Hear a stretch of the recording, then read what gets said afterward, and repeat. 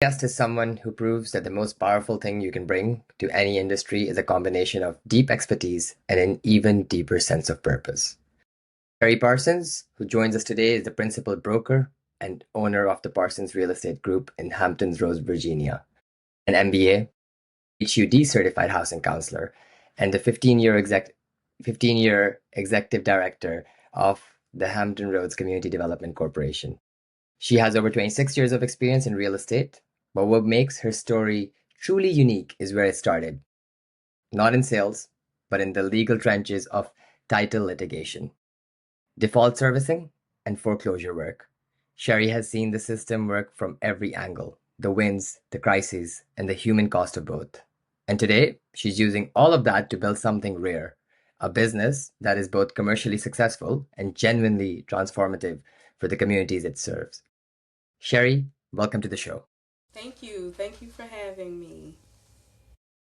No worries, and thank you for joining us again. Uh, I'll kind of go off the bat and just ask the first question a bit about your story, right? So, you didn't come up through the traditional sales path. You spent over 2 decades on the legal and technical side of real estate, just like I mentioned right now, before launching your own brokerage, right? So, what did that background teach you about the industry that most agents simply never see? It's the how and the why of it. I think that this is something that is unique that I bring to my clients specifically because when we're talking in terms of real estate, I offer a deeper technical educational standpoint because of my 26 years in real estate law. So, because I'm so familiar with underwriting, I mean, it's funny that when I work with lenders or when I work with short sale negotiators, they're like, "How do you know some of this stuff?" And I was like, "I used to do that." So, I know the back end Yeah. of everything that goes on, and quite honestly, that helps me.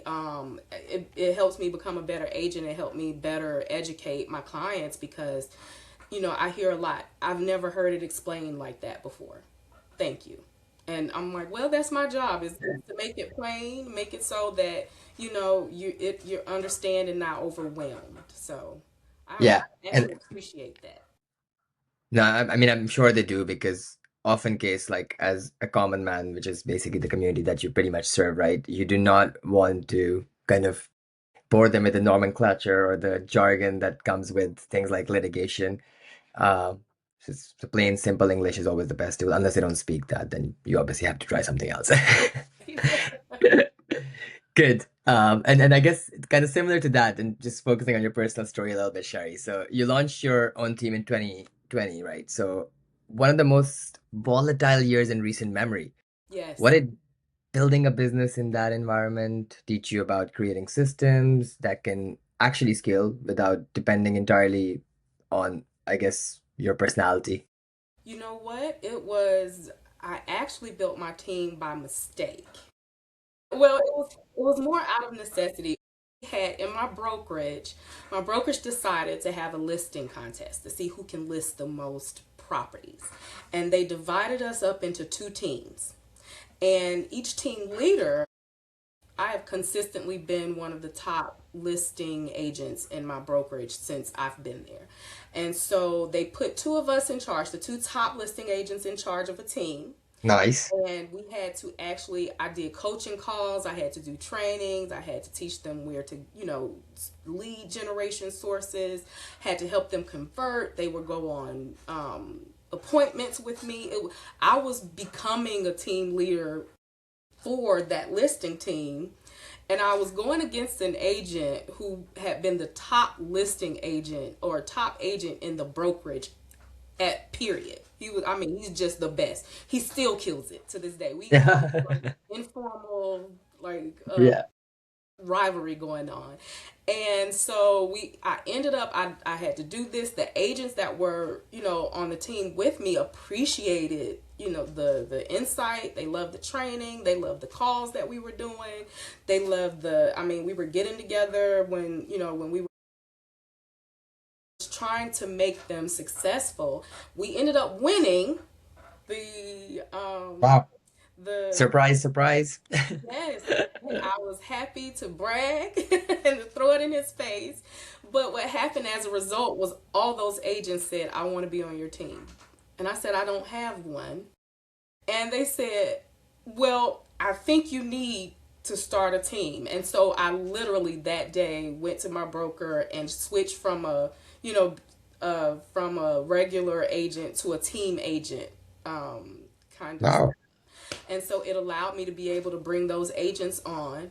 And I went from being just me to having 9 other agents under me, and having to train and come up with systems. That was the other thing. In the middle of 2020, I was having to figure out, what am I doing that's making me successful? How can I scale this? How can I teach this to other people? And then how is it so that I have time to still, because I was still in production, I was still selling and everything. So I had to come up with systems. I had to come up with programs that I would use to help me automate. I had to produce standard operating procedures, really, Yeah. kind of to figure out how can I replicate what it is that I'm doing that's making me successful, and then teach it to other people. So it was a very educational, informational time. And with the advent of AI, it helped me to become, a lot. They still enjoy the hands-on. We still do the hands-on, but I didn't have to be in the weeds as much. It Yeah. allowed me to be able to scale. Love it. And then all of this against the backdrop of COVID, right? So you've got Yes. COVID-19 happening and the market's kind of crashing left, right, center. And then here it's Sherry building her own team and just zooming past her Yeah. ex-brokerage, poaching everyone that was there already. And they literally had to tell me to stop. I was like, Yeah. "Well, I'm not doing it. They're coming to me. I promise. Yeah. I'm not luring them away from you. They're coming They to just me love me. asking." Yeah, I was like, I didn't even want to do this. They kind of just asked me, and it was in the height of COVID, so I had to buy. We had to figure out how could we show houses without showing houses. I ended up buying 3D cameras so that we can, do virtual showings and video, and just how to pivot when the market gets Yeah. weird, right? And I guess that is really, really a true hallmark of a great leader, right? It's not about what's thrown at you, it's about how you deal with it. Exactly. As cliche as that might sound, I guess it's No, very, very true for how you've kind of panned yeah, out I out of say this all whole the time situation. that real estate agents really are, the best real estate agents are problem solvers. They don't just sit in the problem. They figure out a way to pivot and solve it and keep going. And if you don't know how to do that, you won't be in this business long. Yeah, I mean, that's the story of Sunshine Boulevard, right? Isn't it? Absolutely. Yeah. Nice. And then I guess maybe because you touched upon this a little bit and this struck a chord with me because I obviously, like I mentioned, I do a lot around solution management or a lot around AI automation. And you mentioned AI and not being in the weeds of things. What did that look like for you? So it's only in the last maybe 2 or 3 years that I've embraced it fully to help me automate everything that I do. Like now, I've always been a techie girl. So if I can figure out a piece of tech to do it, then I'm just gonna do it. I love it. Yeah. Like even for Christmas or Christmas gifts, give me a piece of tech for Christmas. You can keep the flowers and all that. Let me take notes. Sorry. Yeah. But now, and because I went from just trying to generate leads for myself, I had to all of a sudden generate leads for 9 people. So now I use AI in lead generation. It goes and finds leads and I have AI, set up AI agents that to automate my lead generation. So they find lead sources, they put them in my CRM, they score them.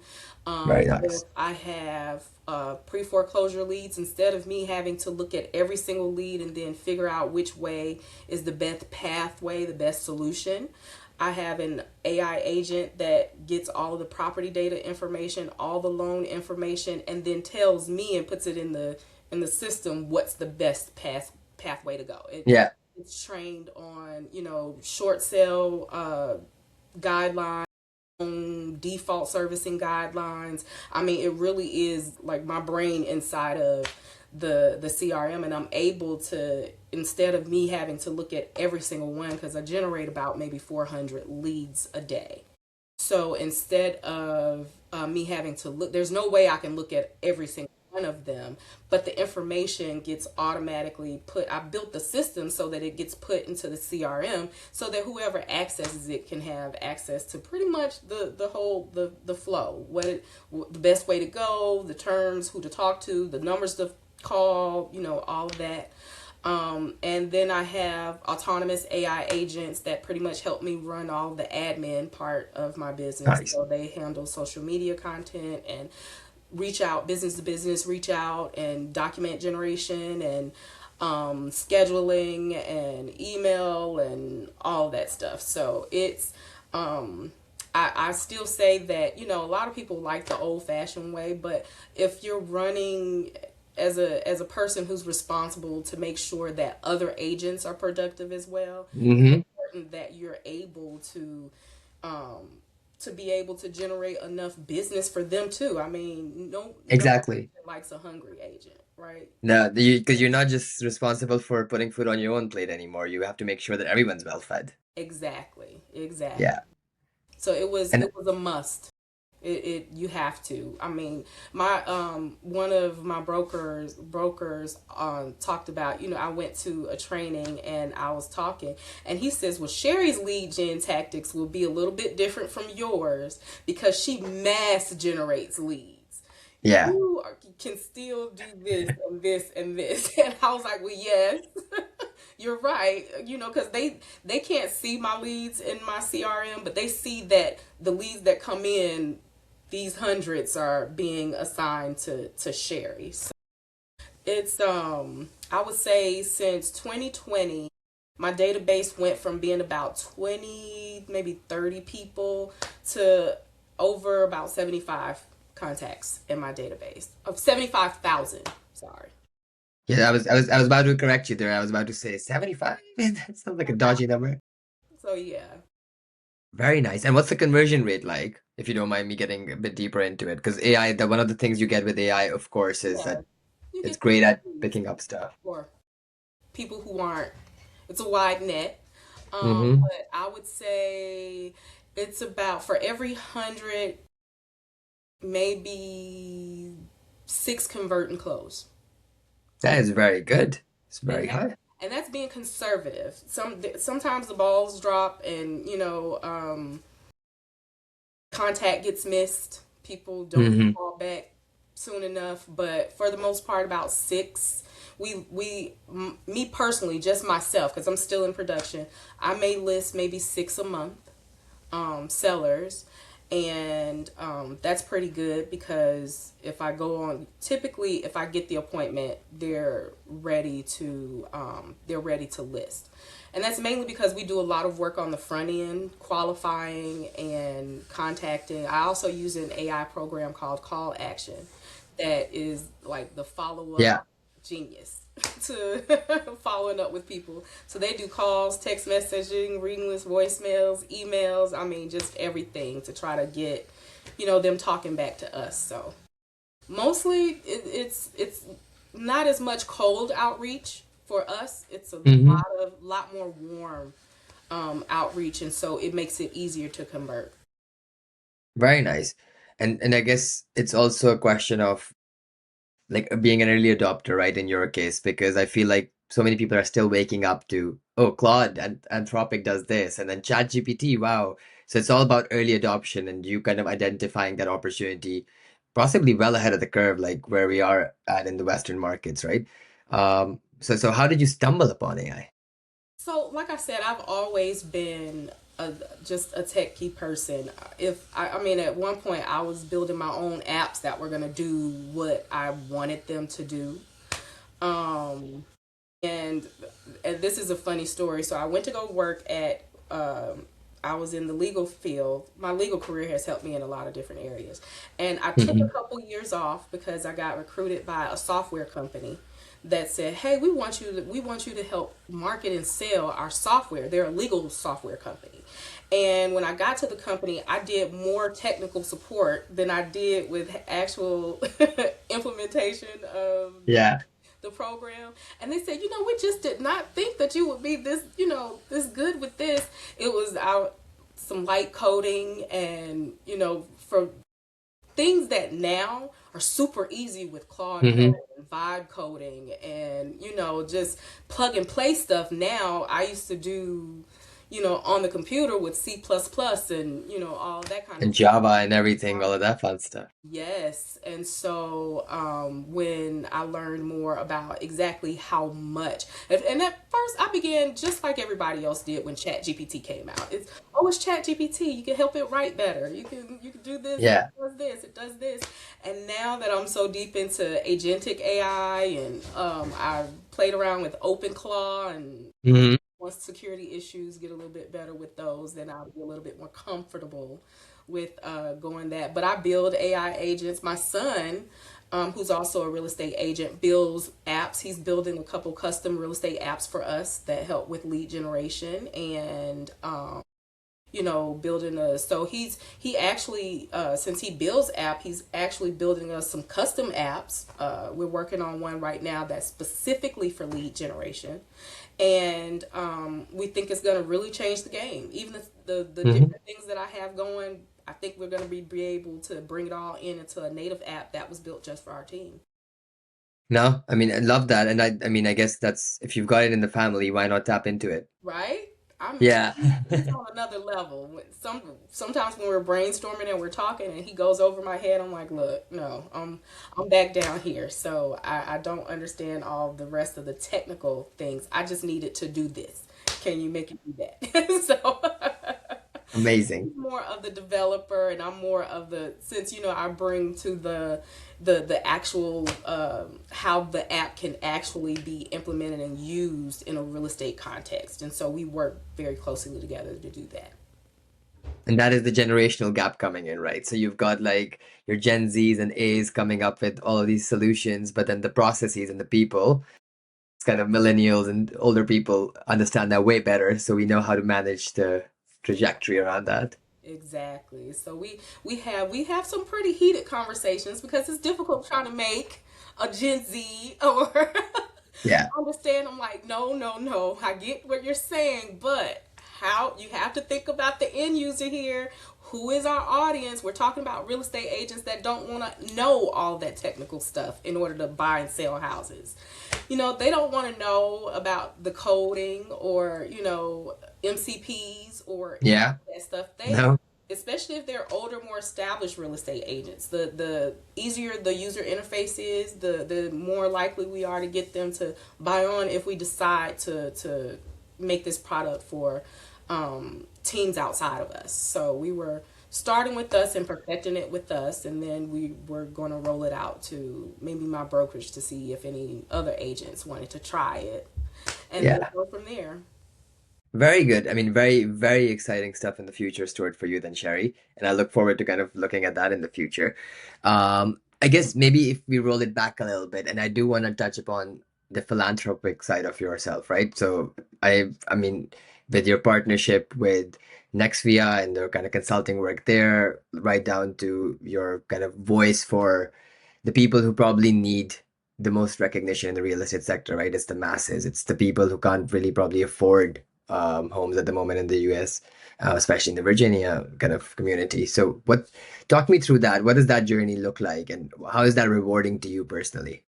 Well, it's rewarding. I have a personal affinity to it because I grew up in a less than desired situation. I was raised by my grandmother, who was very much on a low income. I had parents that battled drug addiction and alcoholism, and so they weren't able to care for me or my sister. And so my grandmother took on the primary role, and she did so with very little money. We lived in a inner city in Atlanta, Georgia, where I'm originally from. And so I watched people struggle my entire life. And when I was able to, build a life for me and my family, and to, get the education I need, and do what I needed to do, I definitely felt that it was my responsibility to reach out, to reach back and help other people. And so, I particularly have an affinity for people who are in, distressed situations, and people who, sometimes are just trying to make ends meet. I feel like the buyers that I help that are in the low to moderate income category are the most grateful. They you become family when you Hmm. help them, purchase a home. They're inviting you to dinners and barbecues, and they're introducing you to other people who may need you. They become a lead source, and they become your fiercest, just people who are willing to talk about you, to go to bat for you. Let me tell you what she did for me so she could do Yeah. it for you. They're giving me all the shout outs on social media, just advertisement that I couldn't pay for, but they're genuinely doing it for me. Like proper cheerleaders, Yes, true cheerleaders. yes, Yes. absolutely. And so the sense of accomplishment and self fulfillment that I get when, especially if I help a homeowner that tells me, you have no idea how much of a blessing you've been because I just didn't know what to do. And they are paralyzed in fear, and they're paralyzed in shame. And, so some of it is, a reassurance that there's nothing to be shamed about. People go through tough times all the time. Tough times don't last. Tough people do. And so, that I'm here to help you through this, to give you some options, to help make you educated on, and give you the ability to make an educated decision to control your destiny. Because for most people, your home when you retire is the largest asset that you're going to have when it comes to generational wealth. And so Yeah. if you don't have the ability to get a home, then you're going to be on the outside. Or if you're in one of those lower to moderate income categories, when you're just not going to have the ability to retire at any age. And so it's important that we help bridge the income gap, to help people, because they also get a sense of pride. There's a sense of community, more of a connectedness to community Yeah. when you're a homeowner and you're investing in the neighborhood that you live in. And so I think that it goes a long way when a person who was not necessarily able to keep their home, but they get to keep it now, and I help them with a loan mod, or we help them with short selling it and actually taking the equity that they had in there and being able to salvage their credit and salvage something else and be able to buy something else in a year or two. Or help people who didn't know that their homes were being, because a lot of people, when I contact them or I reach out to them, they don't even know their home is in foreclosure. The first time they've heard about it is when I contact them. So a lot of them are grateful that they heard about it and that I've given them time to be able to do something about it. So it takes away the helplessness. I cannot tell you how sad, like just satisfying, and how good it feels to be able to pour back into people's lives and communities and give back in a meaningful way. The same way that everybody that has ever sold into my life and that has ever done something that they didn't have to do for me, I always wanted to give back to other people that same way. No, absolutely, absolutely love that, Sherry. And honestly, like more power to you. We've obviously done some deep research into you, so whatever I found has been honestly very, very rewarding to see you in a very different way. Because even though we're further apart, but it does like make you feel like there is good out there, and there's people who still kind of are not just out there to make money, but it's to make actual difference to people's lives. And just hearing you say that did resonate a lot in terms of not just uplifting yourself, but taking care of the communities around yourself. And that's what true, and I guess in a way, that's how real estate kind of started, right? Like it wasn't just someone trying to go out and sell and make money. It was really someone trying to put someone into a house. Right.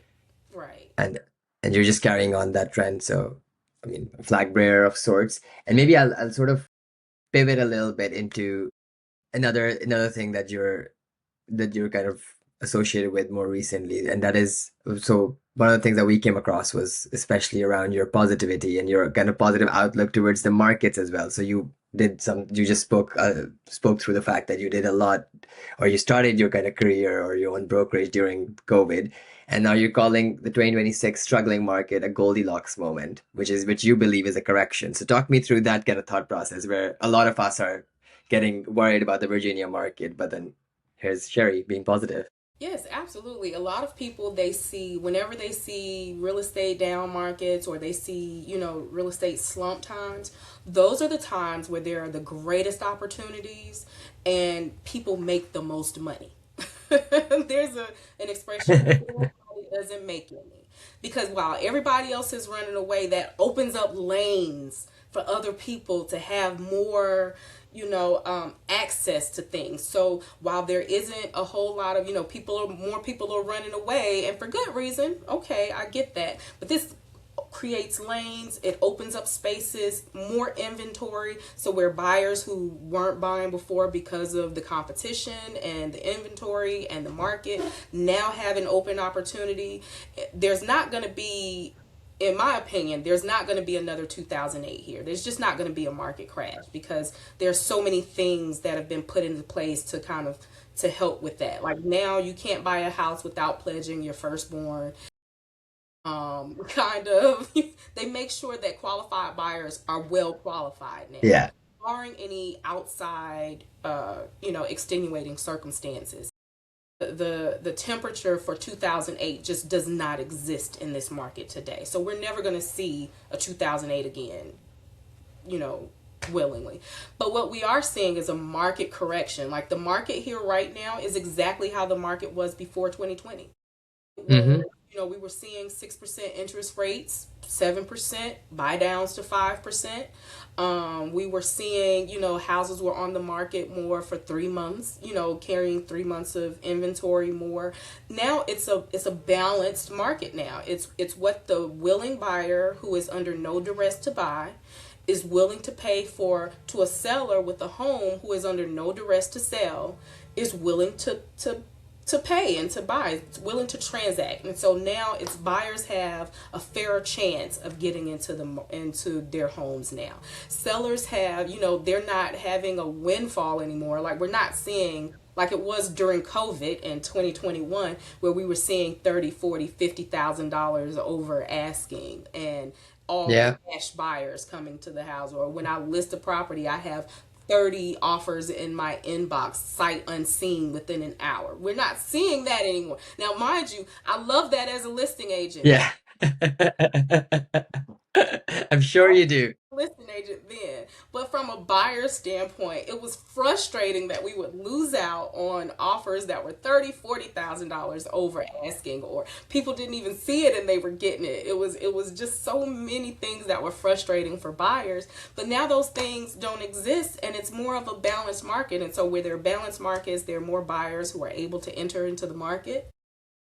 There are, it's just more opportunity now. And so, and not only that, but for real estate agents that embrace the change, this is a time for, if you are, a good real estate agent, for you to really open up your lane, because now you can go back to your buyers who couldn't buy in the previous market because of Hmm. competition and they didn't have 30 and 40. You could say now is the time. And people hate the term date, marry the house, date the rate. But it's absolutely appropriate because you can, as long as you are with a lender who is smart about their money and an agent that is smart about, making sure you get into a home that you can actually afford, then you buy the house, but you monitor. You don't ever keep the same loan for the rest of your life. You always, if there's a better opportunity for a lower interest rate or a lower, Yeah. you absolutely seek that. So that's where it's, I even like to tell my buyers who are in a great situation, look, this is a great investment. This is a great house. You already going to have $30,000 in equity. And all you're telling me is that the reason you don't want it is that you don't like the paint. I'll buy you the paint. I'll have it painted for you. This is a great investment, right? I mean, that should not keep you from being able to think long term and just being worried about something short term. So, No, love it. I think my biggest takeaway from that whole kind of conversation was A, how positive you are, but then also marry the house, date the rate. And maybe that's what we should term this. Marry the house, date the rate. Absolutely. Absolutely. I mean, I have lenders who are I work with some of the best lenders in the business, hands down. One of the lenders that I work with, he used to be in underwriting. And so the best compliment that I have gotten from a client and that I hear a lot whenever I work with this lender is that they have never had anybody explain it as clearly as he did. They felt educated, more comfortable, and better coming out of the transaction after they had worked with him and the transaction, because he educates and he brings in an underwriting experience as well, when he's teaching them, and he is not about just chasing the highest and Hmm. most, but actually making sure that when they get it, they keep it, because they speak highly of him and they want to use him again, and they refer him and they go back to just him. And that's the kind of business that you want to do. And so I told him about the compliment, but I consider it a compliment to myself, because that's the way that I see me too. So I like working with the best and people that are not just about chasing the dollar, but about making sure that we have positive interactions with our clients, because those bring on the type of business that you can't buy, and that's repeat business. So that's Completely. valuable.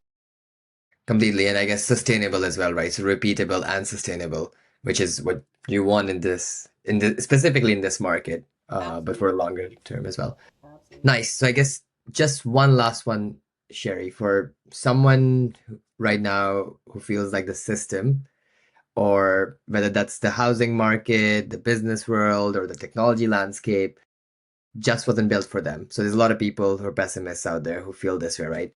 So what is the very first step that they should take tomorrow morning? Um, so I'm gonna be honest.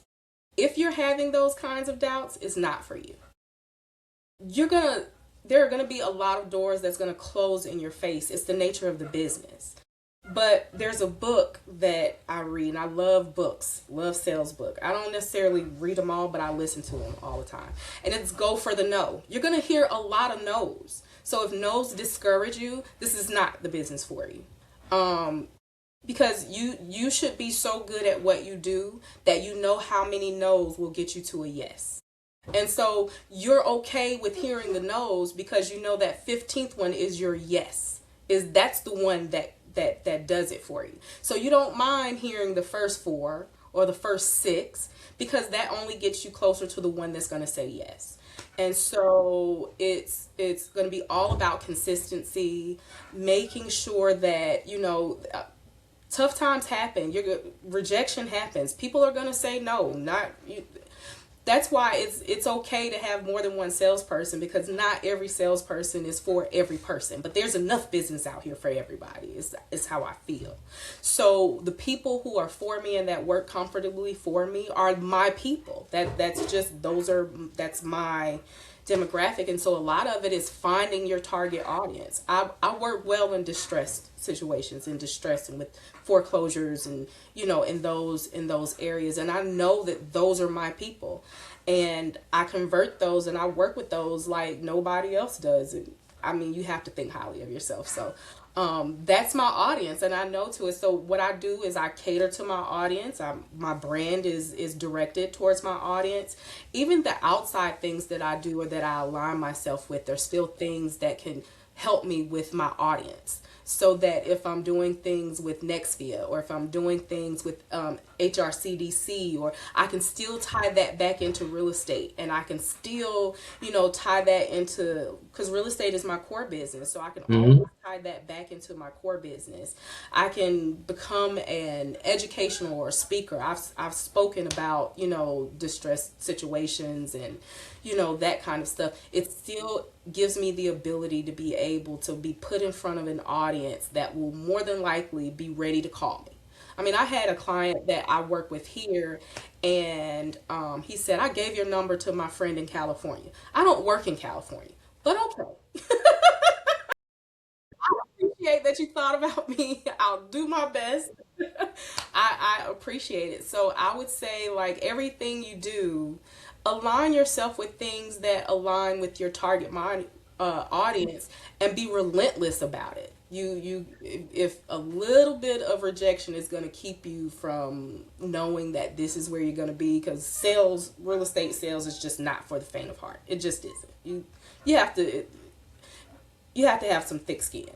And so if a little bit of that is going to keep you from being able to just lock in and be consistent, because it's not about things that you do and you try and you give up once. It's about doing the same thing over and over again is what makes you successful. It's identifying those things and being relentless about doing them every day, day in, day out, and not missing a day, and just being consistent. That's really the key to success in this business. Very well said. And I guess we'll leave it there. And thank you so, so much. I mean, a lot of that resonates with me for sure. I'm sure it'll resonate with the audience as well.